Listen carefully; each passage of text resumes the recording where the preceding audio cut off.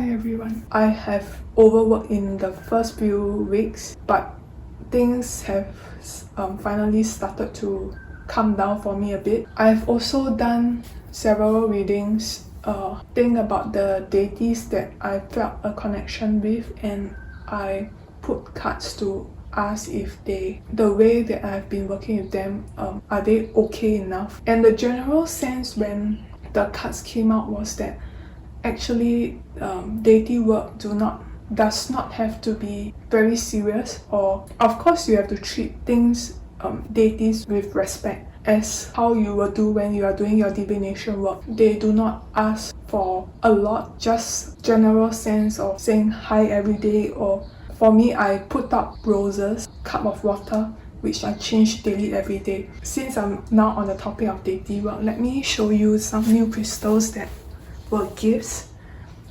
So the first is this beautiful two here are gifts from my friend. I use this, I put it on my altar now. I used to remind me that a patron goddess that I love a lot, Artemis, I need to at least say hi to her every day. What I've been doing prior to putting this piece on the altar is that I try to embody her energy as the goddess of the wild when I go out, when I walk along the fields and I look at the wildflowers. But since the pandemic, I have not been going out so much, so I thought that it would be nice to put one piece at my altar to remind me to say hi to her every day. So why did I put this piece? Not just because it's very pretty, but it reminds me of the crescent moon, where you can see the phantom parts, the white parts remind me of the lit part of the moon, and the dark parts remind me of the parts that were unlit by the sun. So I have interesting experiences to share when I also put this piece at underneath my pillow for fun. I tried experimenting whether I can do some dream work. First started by putting this piece underneath my pillow and then dripping some Blue Lotus essence oil. Time I tried this combination, I had a very vivid, brightly colored dream of being at a seaside and seeing the waves, the big waves coming in, and seeing broken brick-like structures half submerged in the sea. So it was so brightly colored, and because I don't dream in bright colors, I dream in very muted colors, sometimes even monotone.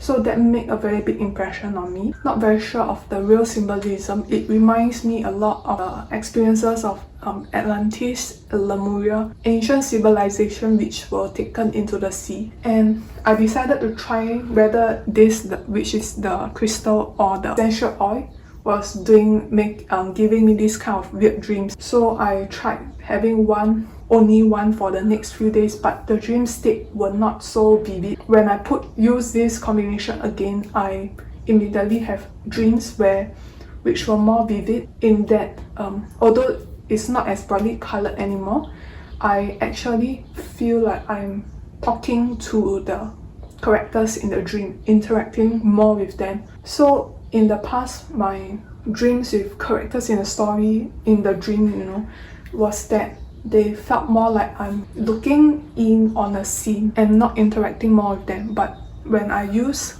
this crystal and also the Blue Lotus essential oil together, I was actually talking more and also asking questions and having the characters giving their answers back to me. So that's very fun. And then there's this huge piece of amethyst that my friend gave me for my birthday. This size and the shape reminded me of a torch.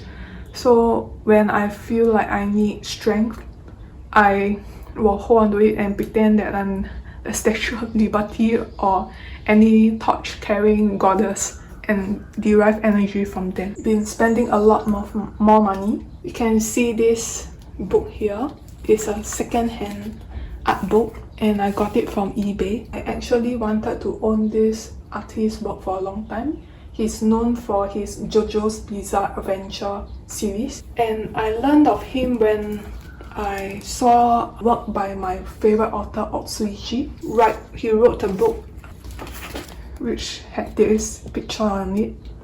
So I was immediately very, even though I do not know the main premise then, I enjoyed the story by Osuichi a lot, and I decided to find out more about the series. Still quite hot nowadays on the internet, where you can see a lot of memes.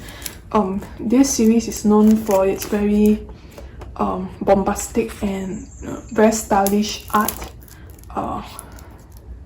especially for male characters. Yep.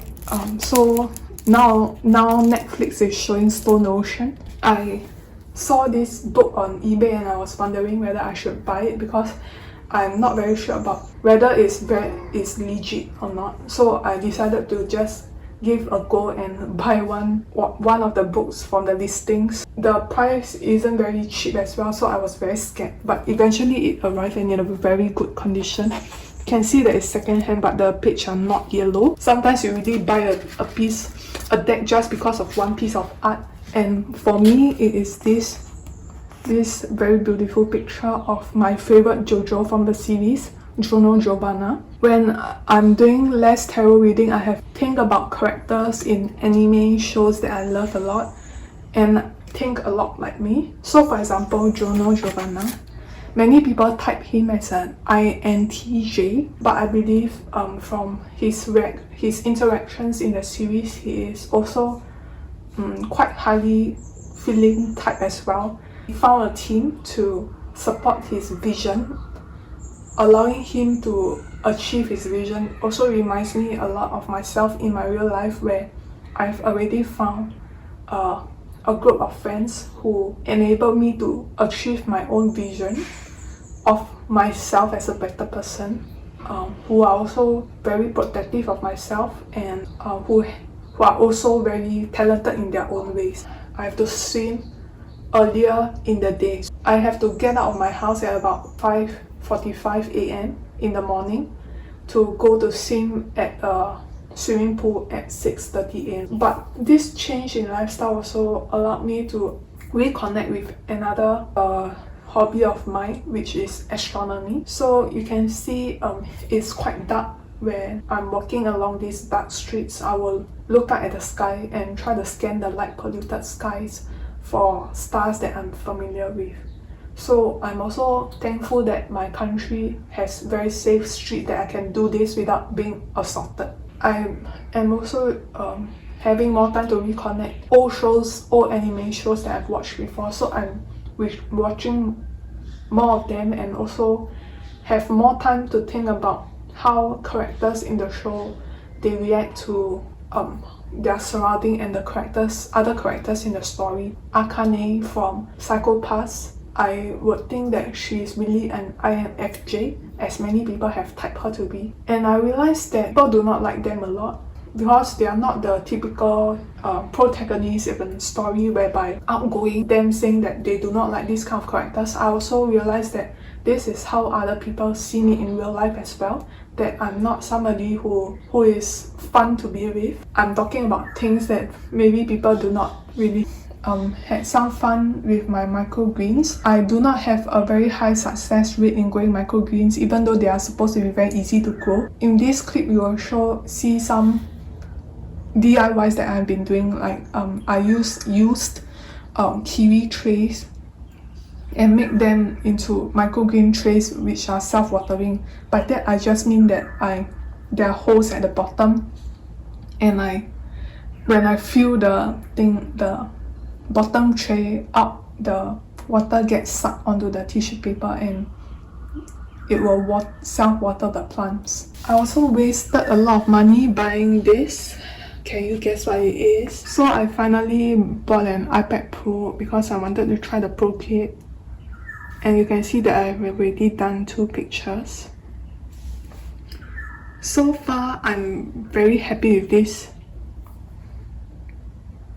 I'm very happy with my iPad Pro, even though I still love my Wacom Bamboo a lot. But that is used on the computer, and drawing on it while looking at the computer screen is not very easy. Whereas in Procreate, I'm able to just draw straight, and I'm able to draw more characters and more perspective in a easier way. Hopefully, you'll enjoy my updates. If you all have anything that you want me to talk more about, maybe you can put in the comments down below. Bye.